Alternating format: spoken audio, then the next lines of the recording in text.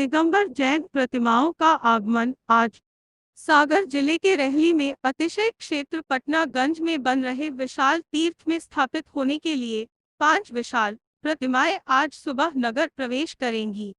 यह प्रतिमाएं 14 अक्टूबर को जबलपुर पहुंची, जहां आचार्य विद्यासागर जी ने सासंग जिन बिंबों को अपलक निहारा व पटनागंज समिति को अपना आशीर्वाद प्रदान किया।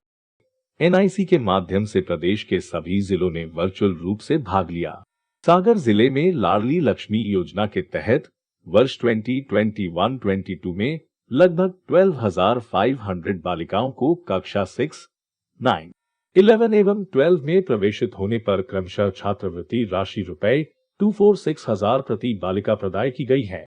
गुरुवार को आयोजित इस कार्यक्रम में महिला एवं बाल विकास के संयुक्त संचालक श्री BL प्रजापति, जिला कार्यक्रम अधिकारी श्रीमती रचना भादोलिया, परियोजना अधिकारियों, लाडली लक्ष्मी बालिकाओं और उनकी माताओं ने इस प्रसारण को सीधा देखा।